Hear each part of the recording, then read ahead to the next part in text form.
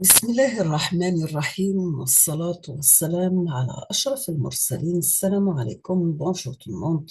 Aujourd'hui, on va voir ensemble série TD numéro 2, module système embarqué. Donc, c'est des travaux dirigés de l'Université Gigel, département d'électronique.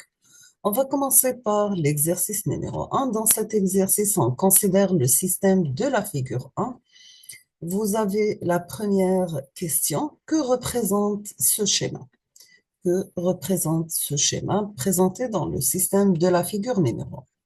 Deuxièmement, expliquer le rôle de chaque partie. Deuxièmement, expliquer le rôle de chaque partie. Troisièmement, que peut-on conclure quant à la taille du bus de données? Que peut-on conclure quant à la taille du bus de données? Quatrièmement, que peut-on conclure quant à la taille du bus d'adresse?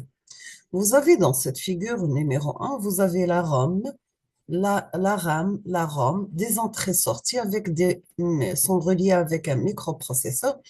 Le microprocesseur est relié à des registres BD, BA et BS.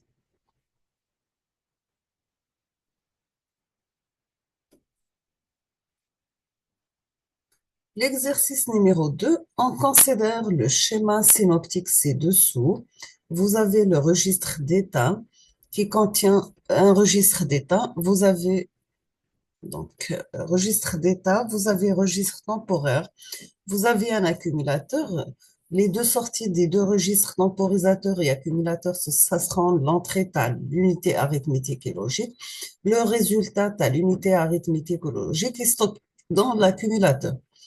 Donc, nous avons dans la deuxième partie un registre d'instruction.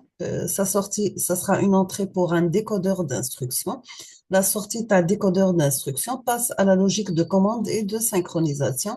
La sortie à la logique de commande synchronisation passe vers le registre BC. On a aussi troisième partie, les registres généraux. La sortie à les registres généraux, ça sera l'entrée à les pointeurs d'instruction. La sortie à les pointeurs d'instruction va vers BA, les registres BA, pardon. Et l'entrée à les registres généraux ou instructions d'état راح تكون à partir du registre BD. Premièrement, la première question, quel est le rôle de chaque unité? Quel est le rôle de chaque unité? Deuxièmement, donner les différentes étapes par lesquelles passe l'exécution d'une instruction. Donner les différentes étapes par lesquelles passe l'exécution d'une instruction. On passe l'exercice numéro 3. Dans cet exercice, on vous demande combien de lignées d'adresse sont nécessaires pour adresser. Donc, combien de lignées d'adresse sont nécessaires pour adresser 8 kilooctets, 64 kilooctets, 12 kilooctets et 100 kilooctets.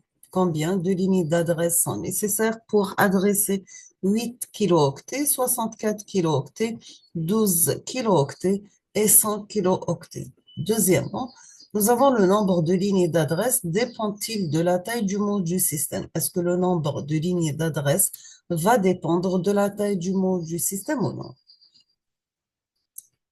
Donc, nous sommes arrivés à la fin de cette série télé. Je vous laisse le temps de réfléchir sur la correction et je vais proposer la solution dans les prochains jours, Inch'Allah.